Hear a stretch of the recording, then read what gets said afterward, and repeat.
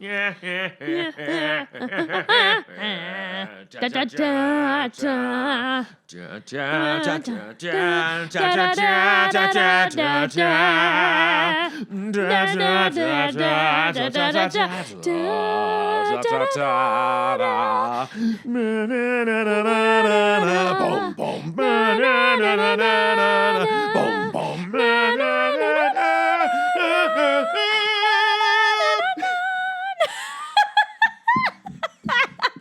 That was harmonizing. Rolled on that one. We're gonna turn that into something. Yay! This episode, the Jurassic Park theme song. This episode is brought to you by Nature Goulet.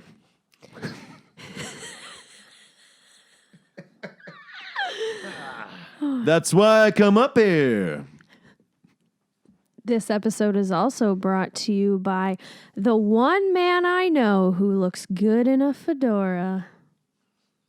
You'll find out in a bit. Oh, okay. This is real garbage.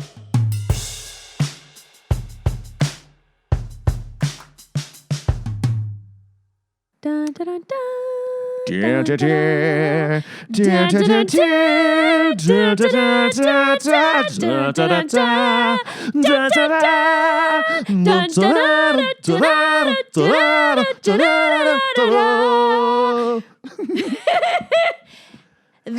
Yeah. That's the guy Nice. who looks good in a fedora. Indiana fucking Jones.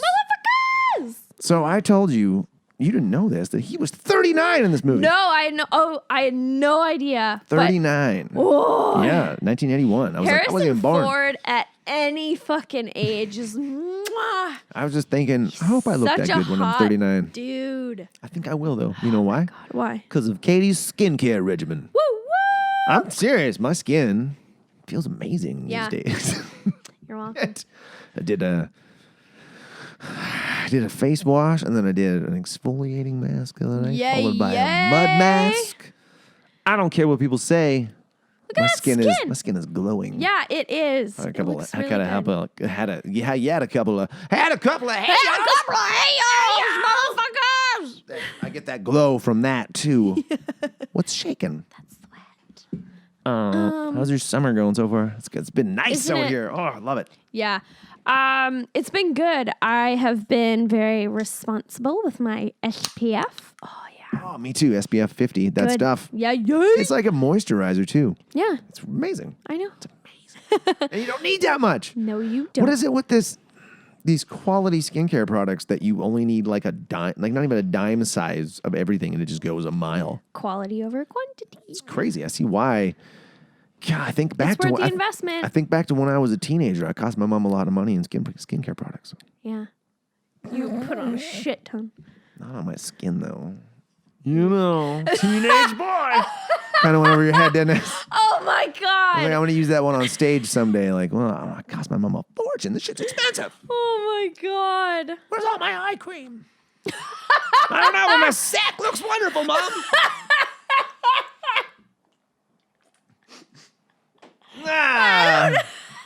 Yeah. Oh, That's my right. God. That was good. Oh, my God. You have to include that in stand-up. Oh, I'm going to. Fuck, that's so The nice funny. thing about these jokes is that they're on record now. Yeah, If you anybody remember steals that, I'd them. be like, hey, I have video evidence that I said it first. Jerk. Oh, yeah. So, wow, we really segued right into the movie we were doing. I think it's Yeah. because we're excited about it. Yeah. We're reviewing a movie we like, Raiders of the Lost Ark. Woo, woo. Woo, woo. Woo, woo, woo, woo, woo, woo. Killer County is a state murder. Sorry, I'm getting, all right. Anyway, Raiders. I had not seen this movie in ages, and it's been on my Netflix list forever. As soon as I found out it was on Netflix.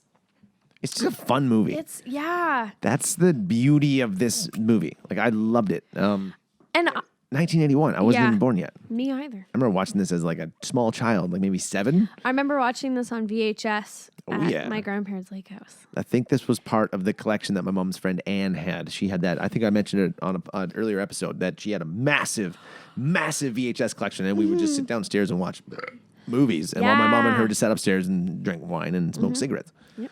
And that's where I watched like a lot of Monty Python and Indiana Jones and shit. And this movie he was basically a superhero. Yeah. A human superhero. Yeah. But in a, like, Oh, man. he was a superhero, but not in a unbelievable sense. No. Like, he was just really good at his job and really good at archaeology.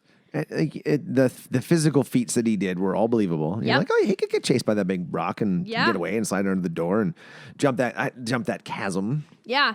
And I forgot, like, how much of this movie they put into the Indiana Jones ride in Disneyland. I've never been. Rub it in, why don't you? Well, when you go on the Indiana Jones ride, the queue is always so long, like the wait. But yeah, when you're on the Indiana Jones ride, there's snakes. You go into a temple. You're in a Jeep bouncing around. And then at the very end of it, The big boulder. yeah, the Yeah. boulder comes down. And it's so fun. And I didn't realize that a lot of it came from this movie in particular. So when did you watch this movie first? Around the same time that I was first introduced to the original Star Wars trilogy, my grandparents had a lot of like VHS tapes at our lake house, and we didn't have cable, so at nighttime when we couldn't, be boating or on the lake, or it was too like bad weather for a campfire, we would watch movies, and then so probably I don't know, when I was like 7, 8. Yeah, I feel like I was about the same. Yeah. It's 2 different periods in time in history. Yeah. History. And then they had Jurassic Park on VHS too. I just watched it on Prime Video last week. So good. Shoot her! Shoot her! Shoot her! Clever girl. Clever girl. But it wasn't until like I was aware that Spielberg, was the main helm behind this, but it was Lucasfilms that was producing it. Spielberg was directing it. And I forgot just how much of a like dynamic trio George Lucas, Steven Spielberg, and John Williams were. Because John Williams does the score for Star Wars and for Jurassic Park and for Indiana Jones. Nice. And I made a note in here that in the opening credits, I was like, this sounds like John Williams. And then it said score by John Williams. And I love movie soundtracks. I have only movie soundtracks in my car to listen to. And I have Star Wars and Jurassic Park. And switching between the CDs, I remember one day I was driving around Brandon and his brother, and they were like, I had the Jurassic Park CD in, and it was when the raptors are in that area where Laura Dern goes to get the power back on. Yeah. And she's like, Mr. Hammond, I think we're back in business. And then it's like that John Williams score that's like, yeah. And then I'll put in Star Wars Episode 3, and it's Anakin versus Obi-Wan, and it's like, oh,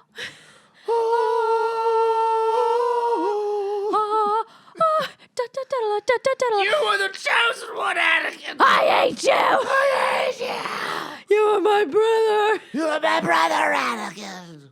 You were the chosen one. You were meant to destroy the Sith, not join them. I killed younglings.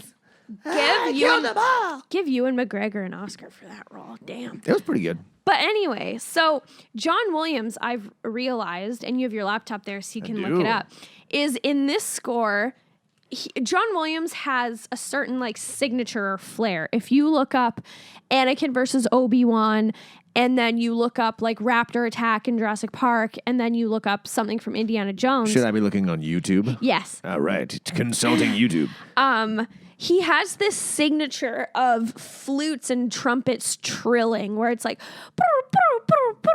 and it sounds so similar that it's really hard sometimes to distinguish. Are you listening? Ooh, Oh, yeah, it's going to go in our headphones. I wonder if this is recording. Probably not. probably not. Now they'll hear it. See that trilling?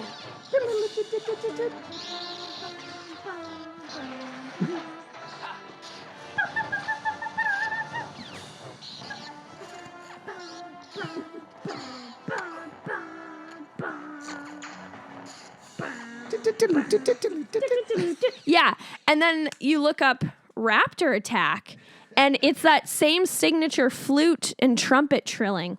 See? Blah, blah,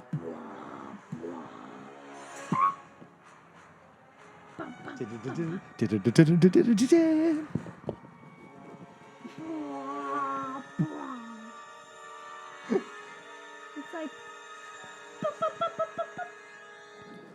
Do this so they can see me on the camera. Oh, yeah. Where is it? Clever girl.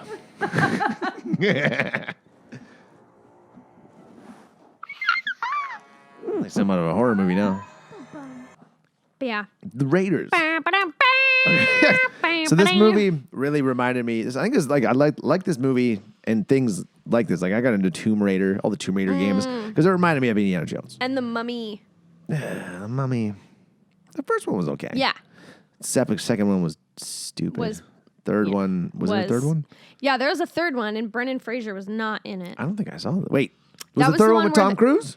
No, that was the fourth one. That was the remake. Yeah. It's been 15, 20 years. Yeah. How much time to remake the movie again?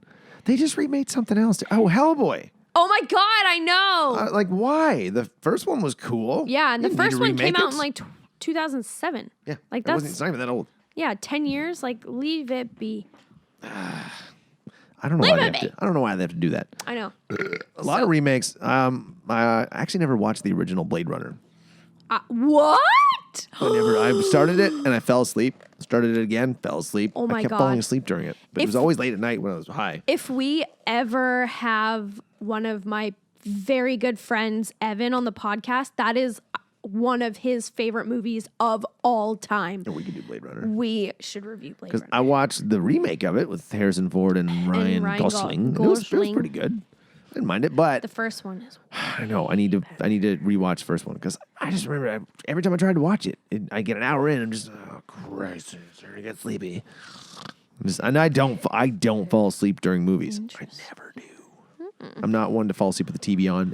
If I could be passing out on the couch, but I'm like, gotta turn the TV off and go to bed. Yeah. I'm not a fall asleep on the couch guy. Oh. Yeah, I'm excited though because my buddy's gonna give me. He's gonna store his couch here. Oh. And it's a super comfortable couch. So next time we podcast, you can be sitting on a nice comfy couch, and I'll be sitting on that piece of shit over here. Cool. Yeah, because I'm gonna put that one here and his there. Or I'm thinking leave that one there, put his here. It's a little bit smaller. Oh. Okay. Corner table there, leave that one there, and have the TV in the corner on an angle. I might just do that. It makes a little more sense because that thing is rounded anyway. Yeah. And it kind of opens that up. I'm gonna take my desk and put it there, and then I think I might get a dining room table. Just find something on Used Victoria or something. Or Varroge sale. I don't know. I think that's what that side of the room needs. Yeah. A table. I like having space to move around, but There's so much room for activities. so much room for activities. I'm stoked for that couch though. Trying to get a sectional, but Oh. nobody. I'm looking. I'm gonna get a used one. I don't want to go drop $1,000 on a couch. Yeah, no. Nobody should pay full price for furniture. It's like depreciates so fast. Like I bought this couch from a thrift store for $100. Because I couldn't. There was like nothing online. Like I just need a couch. Yeah. Anyway, what about this movie? Okay, so Good archaeologic. what's the Archaeology. Yeah, set in 1936. 1936. Nazis are trying to find The lost Ark of the Covenant. Ark of the Covenant, and they've got search crews everywhere, all over the place. And Indy gets a bit of information that gives him a leg up on the Germans. So he goes to, where's he go first? Cairo? Was it Cairo? No, he goes to Nepal first because Oh yeah, so let's go find Marion. Marion has the head of Ra. The top of the staff of Ra. Yes. And what I really liked about this that I completely forgot, because the last time I watched this, like, I wasn't into analyzing movies. I was just like, yeah, fucking archaeology. Fuck yeah. Fucking yeah. But, you know how J.J. Abrams likes to do mystery boxes, and it's like forced mystery where he adds something in, and, you know, this to me was the natural version of that. This is the very first movie of the franchise, and you start off, and it opens with Indiana. Dramatic intro. Yeah, dramatic intro. An idol, which has been spoofed in so many Yep. different things, so many times. Yeah. And has become memes. And, It was spoofed in Disaster Movie. oh, was it? We're doing that on an upcoming episode. Yeah. I don't think I've seen it. I need to watch it. Well, I'm going to have to watch it. Yeah. But yeah, so we're introduced to this character, and he's really intelligent. Like, you know, he's like, don't go into the light, avoid the light beam. And then we see like prongs come out, and like all the effects were practical too. And so we're introduced to Indy, and he's really intelligent, and he gets this idol, and then this French archaeologist Belloc. So, hold on. Before we get out of this cave, I just have some questions about cave traps. Because there are dead bodies in there already, Yeah. I believe. Some skeletons and shit. Yeah. Who's resetting the traps? I think they reset automatically. They must. Yeah. I'd like to do some research on that. Because I'm just like, oh, like how, maybe there's somebody's like, oh, gotta go reset the traps. Yeah. It's a new week. Somebody's Caught a been new here. one. Oh, just some old dude like, I've been setting the traps for 55 years. Yeah. I passed on from generation to generation. Yeah, but then he goes outside, and Belloc, the villain. One thing I didn't get was how Belloc, like, he spoke the language of the people, but I don't understand what he had that, like, how he convinced the people to just, like, I think that was just a mystery yeah. that we weren't supposed to know. Yeah. You're just like, oh, yeah, like he paid somebody off, or he guess. knows someone who controls that country. Yeah. Maybe who's like, oh, you just tell the people to cooperate with me, or they'll no longer exist. Yeah. That's what I assumed. So then he gets the idol, but Belloc takes it from him. And then he's like, kill him. And Indiana Jones runs through the forest, makes it to his plane. Start the engine! Start the engine! That was spoofed in that. Start the car! Yeah. Start the car! Woo! And then there's a snake in the front seat, and he's like, I hate snakes. Why does it have to be snakes? Like Family Guy spoofed that scene too. Yeah. Start the plane! Start the plane! Was that just one scene, or was that like a whole? Did they do an Indiana Jones episode? I think it was one scene. Okay. And then, you know, we are introduced to Professor Jones, you know, and we find out that, like, he's a professor, and With a class full of beautiful students. Yeah, and that student was so ballsy writing love you on her eyelids. Like, I mean, I've never had a professor as attractive as young Harrison Ford, but He's 39. that's so 39. ballsy. Yeah. Like, and she's like, Right there. and he's so flustered. But yeah, so we find out that him being a professor in archaeology and him willing to go on these digs and these finds, like, his trips are funded by the university to go get these artifacts for the museum. It belongs in a museum. Everything always belongs in a museum. And then, Harrison Ford has some key sentences. Get off my plane. Where's my wife? And it belongs in a museum. The three that I know for sure. I didn't kill my wife. Yeah. I don't Don't care. My glasses. after his lesson, like a bunch of people come and they have a meeting about how, the Ark of the Covenant and how the Germans are looking for it. And then Indiana, they're talking about Abner Ravenwood. Yeah, the professor that is referenced in a telegram from the Germans. And they're like convinced he went rogue or whatever, is helping the Germans find it. And then Indiana goes to Nepal to find Marion. She's having a drinking competition. I brought this up Yeah. before. I just don't understand. Have you ever, you've been shit-faced before. Oh, yeah. But have you done it on purpose in No. competition with somebody? Nope. Like I've seen people play that stupid, like the Century Club or whatever, where you take a sip of beer every minute and you basically drink a 6-pack in 90 minutes. Whoa. Oh, it's terrible. It's too much. You'll black out or you'll pass out or you'll throw up or you'll piss yourself or shit yourself. all of the or above. everything all at once. And I just never seen the appeal of it. So No. they're having vodka shot competition for money. I don't know. It's a cool way to introduce a character.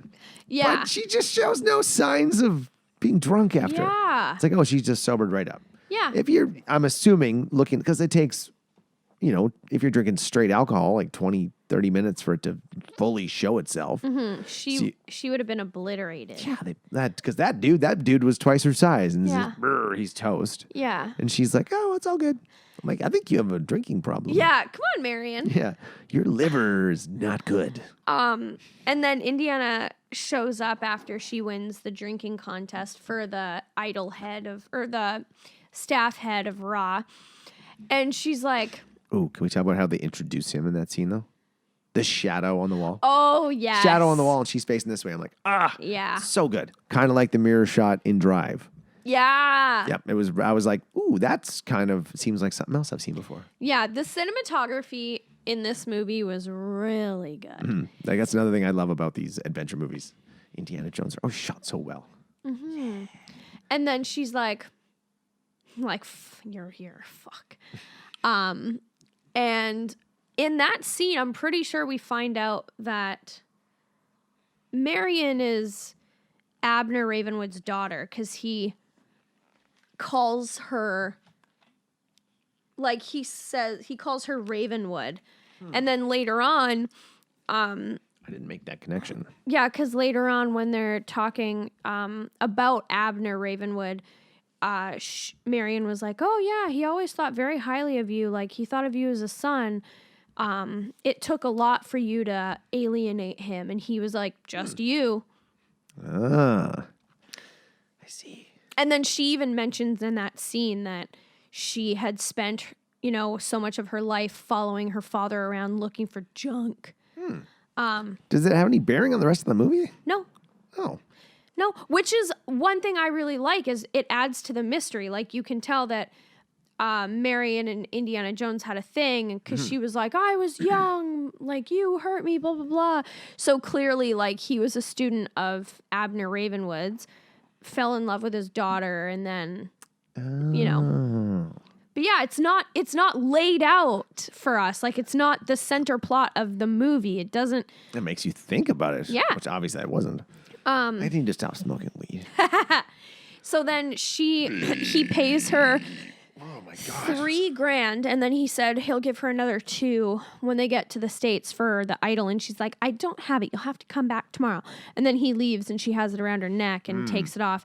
And then the Germans. Creepy German guy shows up. Yeah, and then It's a perfect character for that. A Yeah. perfect actor for that role. Yeah. It's like, ugh. and Hello, then Fräulein. and then oh my God. And then they start threatening her, and obviously, Indiana's not calm. No way. No. And then he comes back and starts kicking ass and taking names with They his have a whip and bit his of a gunfight. pistol. I love the sound effects in these old movies. Yeah. Boo, Boo, boo, pew, ting, ting. pew, boo. So good. Or just the punching sound of it, just thwack. Yeah. Yep. Kapow. And then one thing that I connected later on is during the fight, curtains get set ablaze. The place is on fire.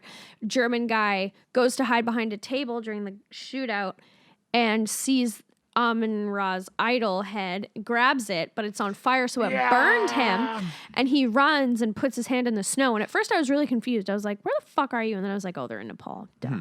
I thought they were in Cairo because they were talking about Cairo. Yes. And then later on, when they realize that the Germans are, digging for the lost Ark of the Covenant, they say that they're having this guy read the idol and translate both sides of it. And it says 72 for something or rather. And then on the other side of it, it says -1 for the true God, meaning 71.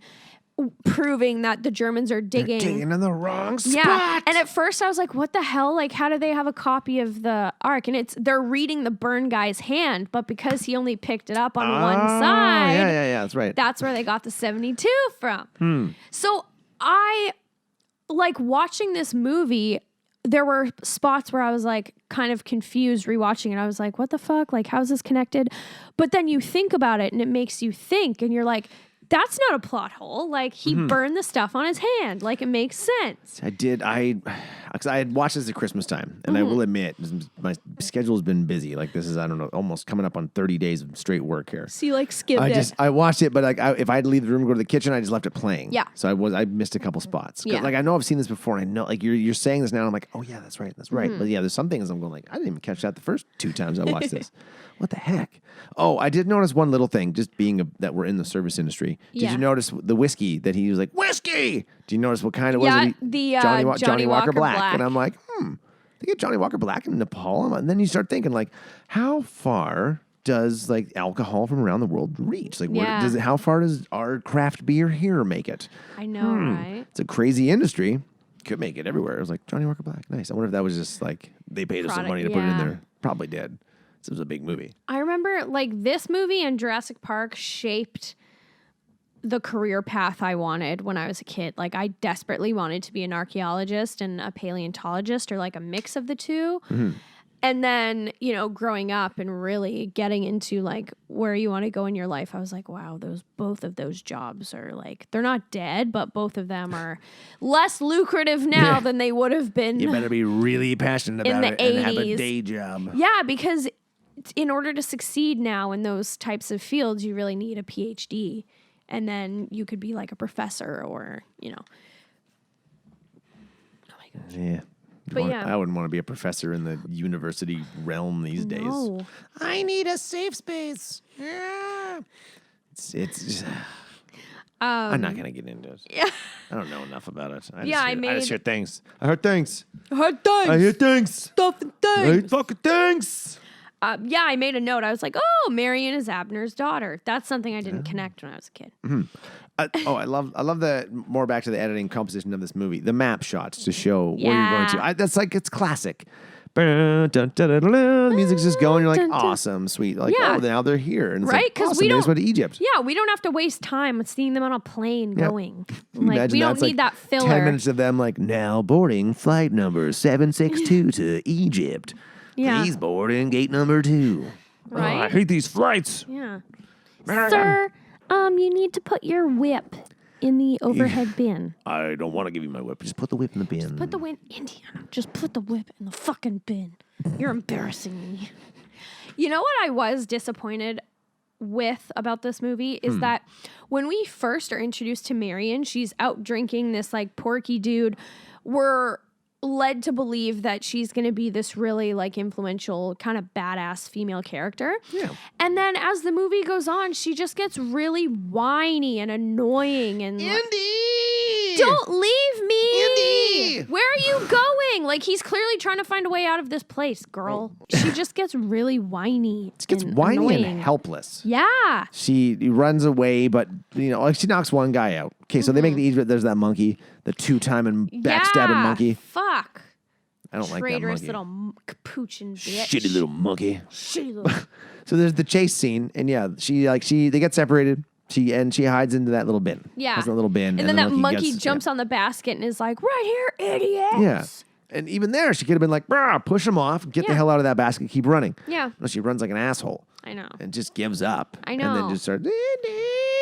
Yeah, and she's like, oh, God. And then Indy thinks she dies because they put her in this truck, and then he tries to make her escape, and the truck explodes. And it's She assumes that she's dead. Yeah, which He's is like, a "Oh, she fair died." assumption. Yeah. But just looking through my notes here, in all caps, Indy, in quotes. Yeah, like, It's an obnoxious amount that she says it. Yeah. It's insane. But that seems to be a running thing with these Indiana Jones movies. If you remember the Temple of Doom, the worst, not the worst one. no. Crystal the Skull was the worst second one. worst Yeah. one. But if you with remember that one, that was blonde chick. oh, she was annoying as shit. Yeah. I couldn't stand her. So that was worse than Marion. Yeah. Marion was second though. Yeah, Marion was, I didn't remember being like that. I just remember the Indy because the Family Guy. Because I know they've made fun of that yeah. scene too. Yeah. The whole basket scene. They've made fun of so much And stuff. I said one of my notes, I was like, oh, hi, Gimli, because John Rhys Davies is in it. And in the Gimli. in the What queue, character was he? he was Salem? Oh, so he wasn't an actual dwarf? No, he's huge. He's 6'1", They make him 6'2". look so small. I don't know. Movie magic. That just goes to show how I know, right? No, he's a huge dude. So that's I keep thinking Dom DeLuise, but it's not Dom No, DeLuise. John It's Rhys Davies. John Rhys Davies. And that's the I guess he gets Yeah. kissed on the it's one for you, it's one blah, blah, blah. Yeah. Okay. And in the queue in the ride in No one Disneyland, tosses a dwarf. right before you go on, John Rhys Davies is going over the safety video about buckling in the seatbelts, that type of thing, and he's like, "You're about to go on a dangerous adventure to help Indiana Jones." Like, yeah, if you like look up the Indiana Jones queue at Disneyland and like let the viewers hear it, like. Welcome, my friends, to the Temple of the Forbidden Eye. I, Sala, shall now give you counsel to safeguard your miraculous journey. Here are special belts attached into the seats. Simply pull it from the right. Yeah, we don't have this the whole thing. No. Yeah. I know how to button a seatbelt, Sala. It's so like detailed. So I thought that was super cool. Interesting. Yeah. I did not make that connection that he was Gimli, though. Yeah. Fucking movie magic. I know, right? Oh, where'd they get that perfect-sized dwarf to play Yeah. Gimli? He's a dwarf character. He's 6'1", baby. Stupid me. So before we're out of that bizarre scene, I realized 41 minutes in that Indy is just a stone cold murderer.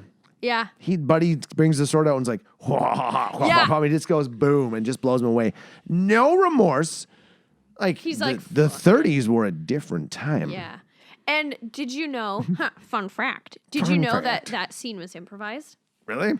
Harrison Ford, on set, the script was supposed to go like that sword guy comes out and then him and Indiana Jones are supposed to engage in a really lengthy sword battle, but Harrison Ford was sick on set that day and he did not want to film it. So he just pulled out his gun and went bam, and they kept it in because they were like, that's an Indiana Jones thing to do. Totally. And it's really interesting to know that because in Star Wars, when he's about to get frozen by Jabba, or by Boba Fett, he was supposed to say, "I love you too" back to Carrie yeah, he says, Fisher. "I know." And he said, "I know," because he was like, this doesn't feel like Han Solo. No.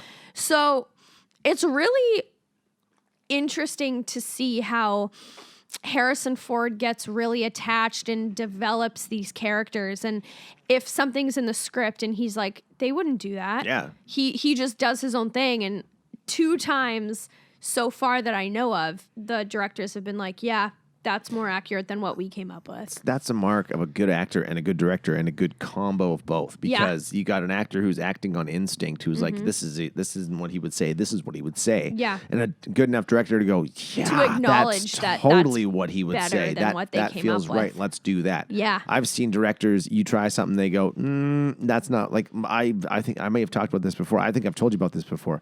That play that I did Boeing at Langham Court Theater. The first time I met the director, he goes, we're sitting there having a coffee, and he goes, well, how do you see this character? So this is the basis of the play. My character, what the hell was his name? Bernard, an American bachelor living in Paris who had 3 flight attendant fiancés coming to his place on a rotation. They didn't know about each other, so he was just a Mac, like he was just the man. And he goes, how do you see this character?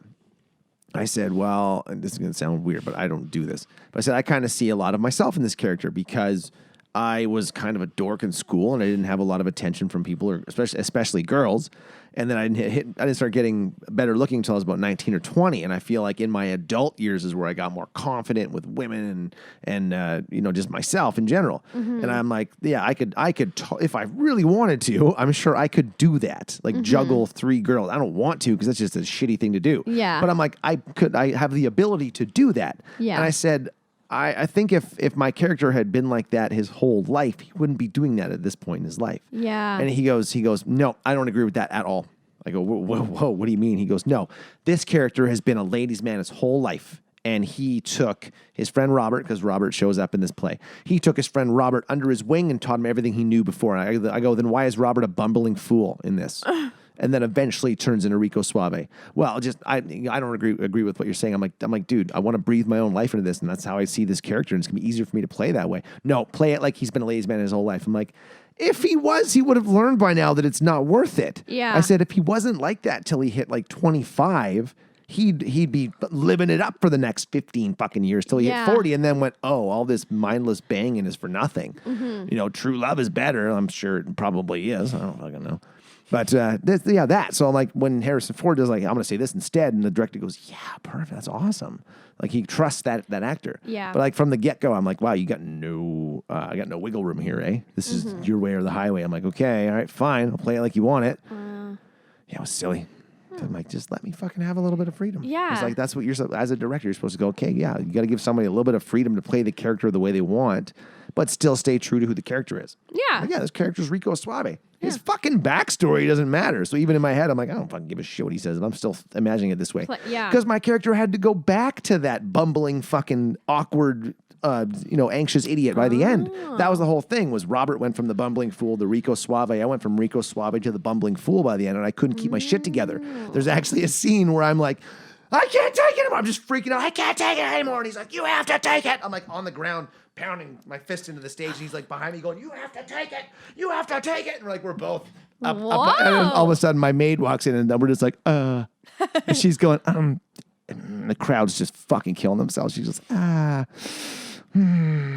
She just turns around and walks out. And he's like, get up! And then he gives me like a pep talk. He's like, you need to get your shit together. Yeah, it was so much fun. That was 5 years ago. Oh, wow. 2014, Langham Court Theater, right out of acting school. It was a good time. We got 5-star review. Cool. Yeah, so I'm like, oh shit, and there's nowhere to go but down from here. Yep. I haven't done any plays since, actually. Oh, wow. I'm gonna get back into one of these days. Yeah. Anyway. Where are we at in this movie? He shoots that guy and then goes and finds Marion and rescues her. And then Bellick finds him. Yeah. And they go to John Rhys Davies' house. Mm-hmm. Oh, yeah. And then that's when we find... dates have been poisoned. Yeah. And he poisons the dates, and the monkey eats one, and there's that suspense of Indy grabs one and is walking around with it. And then the monkey eats some and dies. Yeah, and John Rhys Davies snatches it. Yeah, and he's bad like, dates. Bad dates. And I'm like, bye, you double-crossing monkey. Wait, it wasn't the monkey that poisoned them, though. No, but the monkey died. Oh, yeah. Yeah, Fuck the you, monkey's monkey. the monkey's owner is the one who poisoned them. Fuck you, monkey. Yeah, that's what you get. I don't know why it just sounds so funny. Bad-mouthing a monkey. Yeah, fuck you, monkey. Fuck you, monkey. Two-timing motherfucker. So then they go to the dig site after this? Yeah, they go to the dig site when they realize that the Germans have only one-handed information. It's burned right in there. Bellick's wearing some fancy... Is he wearing a headband in the scene? Like, it's pushed back to here. Yeah. And it's just flopping out the sides. And, and then, so they go to the dig site, and... they're just roaming around. They're loosely dressed like the rest of them, but they're just roaming around like, oh, we're going to go dig over here now. Let's go check it over here now. Oh, we got to find this place where I can jump in and check the map real quick. Yeah. Where's nobody's keeping an eye out for them. And then he goes into a tent and Marion's tied up there and he realizes that she's alive. But this is right after he uses the staff to find the location, I think. Yeah. Isn't it? Yeah. Yeah. So they walk all the way to this hole, go to the hole. He uses the staff, but the German soldiers find, what's his name?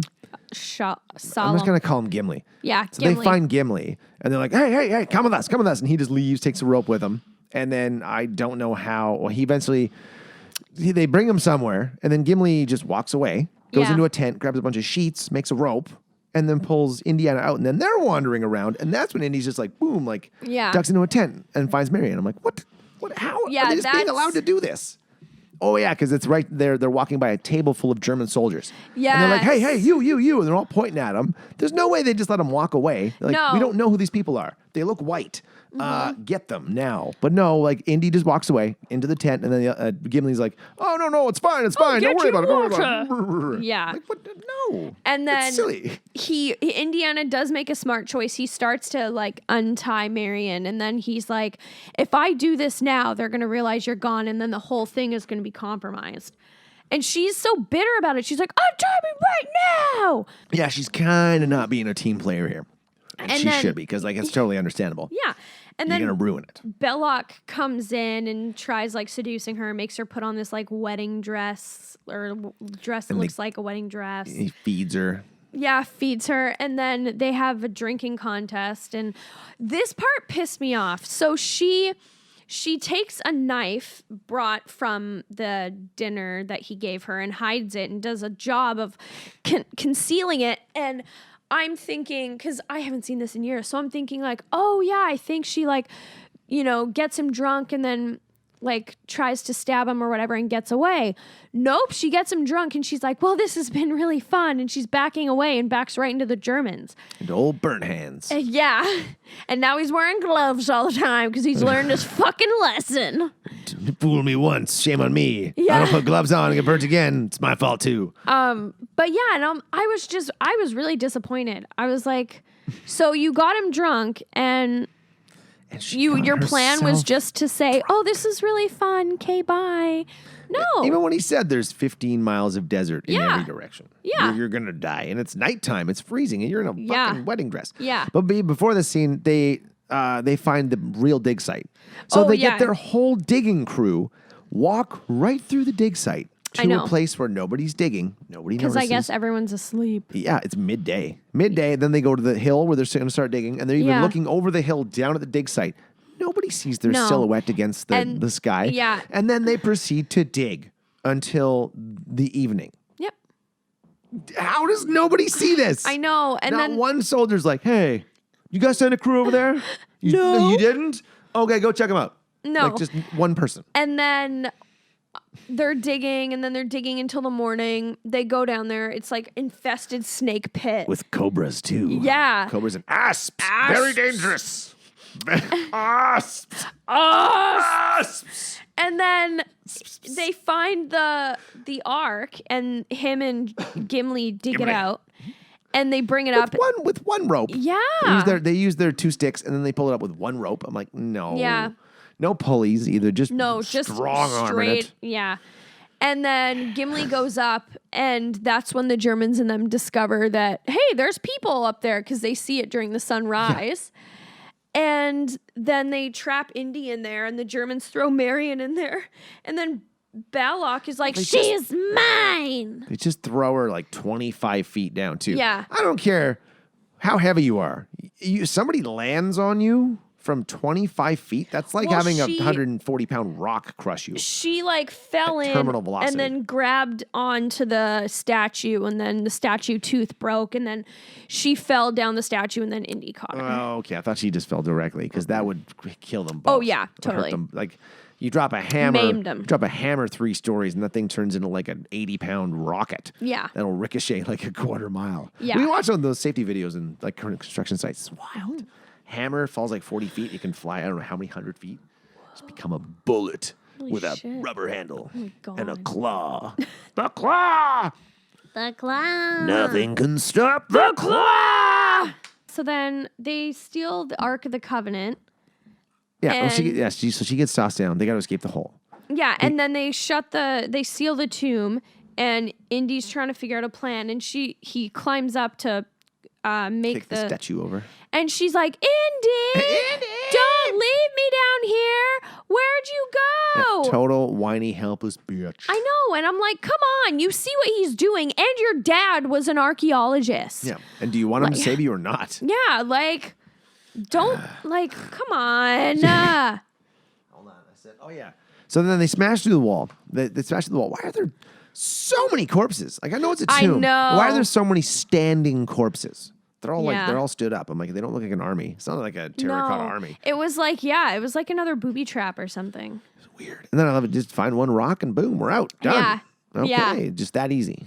That easy. It's a movie. Yeah. I know. But then, the airfield. This is a scene I remember as a kid. Like, I remember him fighting that big bald dude. Yeah. And Buddy getting chopped up by the propeller. And it was so cool. I was like, let's watch that again. Yeah. One more time. I just remember that fight just being like, man, how's he going to beat this guy? He's so I know, tough. He's so much right? stronger than he is. And then just like, And then the gas spilling. Oh, yeah. And everything just in time. Like, get her out of the cockpit just in time. Back up. Then they blow up. And then that gets the Germans' attention, and Belloc's like, Jones. Wait. What's this? What's the Elvish word for friend? Stop! Belloc. It is. Oh my God. You think they did that on purpose? Maybe. Belloc. Well, No, because it has nothing to do with Lord of the Rings. because the books came out before this movie, but this movie came out before Fellowship. Maybe fucking somebody. Wow. Maybe George Lucas was like, or Spielberg was You know like, what would I be like this. ironic? Having Indiana's adversary be the Elvish word for friend. Belloc. Belloc. I like it. I think they Wow. call him Beloche. Belloc. It's Belloc. Belloc. Beloche. Oh my God. Asps. Very dangerous. Oh my God. It just sounds so weird. It's like you're going asps. I know. Asps. Very dangerous. So then they. Road chase. Yeah. Okay. This one, classic. I love these road chases that last for like miles. Yeah. And they go on forever. And everyone just spectates when they're not involved. I know. Like he's on the front of that truck and there's three of them like, Whoa. uh-oh. Rather than going, hold on. Got him. Yeah. They're all just watching. And then he goes under the truck, back over the truck, kicks guy out on the front of the truck. And then he gets run over. It looks so painful. Yeah. But they're still not like doing anything. They're just in that car like, no, we're fine. It's fine. It'll take care of He'll itself. fall off. And then they get the Ark of the Covenant, and then they go on that ship. And they get this guy. Well, I was like, how'd they find them so easy? And I'm like, Katanga, you two-time piece of shit. I knew right away when he was like taking a long time lighting his smoke there. I'm like, Yeah. I don't think Katanga's a good guy. Yeah. It was. That's that classic foreshadowing. Like, Yeah. he's literally in the shadows. Yeah. This is Katanga. He will take you where you need to go. Can we trust him? Yes. You can trust me. And then on the boat, when Marion's trying to take care of Indy, and he's like, it hurts. And she's like, well, where doesn't it hurt? And he's like, here. And then she kisses, and he's like, here too. And he's like, here, I guess. I guess. And then I was waiting for it. I was like, how much do you want to bet he's going to be like, here? And then he's like, right here. Yeah, he's like, this doesn't hurt. Just stares at her. Yeah.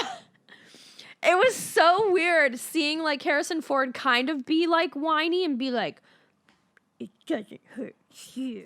Well, I think that just kind of goes to show how much he still cares about her. Yeah. And how comfortable he is around her. Yeah. Yep.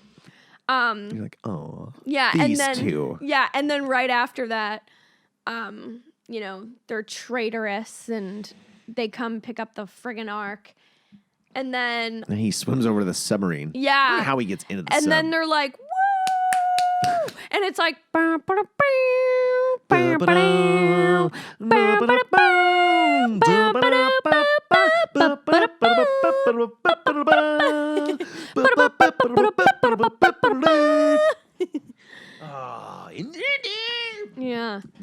So he gets on the sub, make it to wherever they're going. Yeah, they go to the...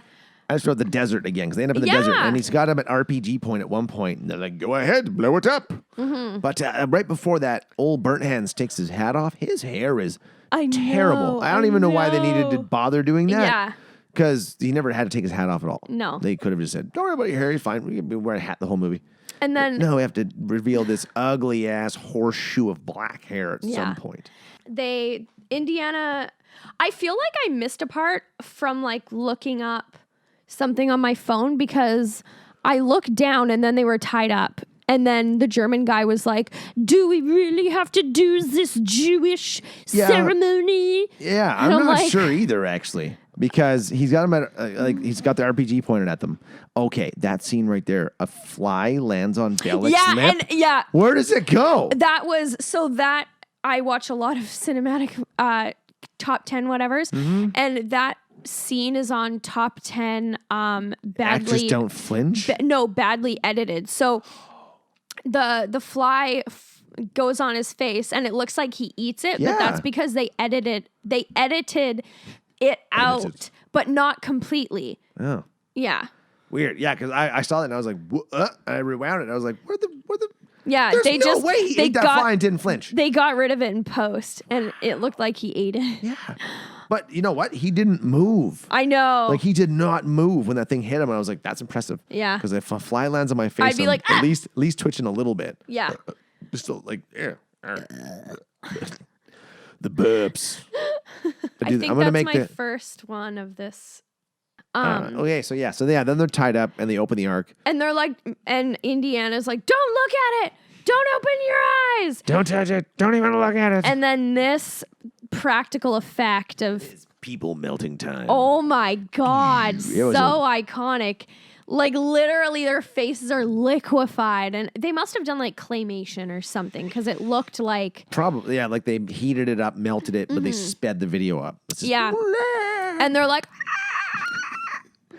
but they never really explain what it is. The ark itself, like they don't. It's just a box of ghosts. Apparently, a box of sand and ghosts. Because they scoop the sand up first, and I'm like, oh, he's like, you go with sand. Okay, if something like that was going on in front of me, like if all of a sudden this coffee table just started to glow a really, really creepy blue and make weird sounds and ghosts started to fly out of it, do you think I'd be sitting here? Yeah. No, I think I'd be staring at it? Be gone. Bye. Like, at least outside behind the fence. Yeah. Going like, okay, what's happening with the table? Yeah, I'd be like, what the fuck is going on? And I would have my phone out. Be like, I would video this right now. Yeah. And just Facebook Live or Instagram Live. Yeah. Guys, do you see this shit? And no one does. Yeah. My 2 followers. It was the drugs. I don't see shit. So then their faces get melted off, and then the wind and the noises stop, and then Indiana opens his eyes and realizes that everything is all good now. Yeah. And then who's there to untie them? Yeah, I don't know. Anybody? Yeah, that's the another alternate mystery ending. thing. They just don't get untied and they die. Yeah. They're just 2 corpses. They're like, hello? Anyone? Indiana Jones and the Raiders of the Lost Ark 2, the hour and a half later. After. Or it's like, did you ever watch that one? Was it not Molly's Game? Gerald's Game. Oh, That's a great movie. So good. Her degloving. Oh.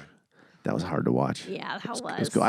It's so interesting. Like, I remember seeing her in a movie called Son-in-Law with Pauly Shore when I was young, like maybe 12.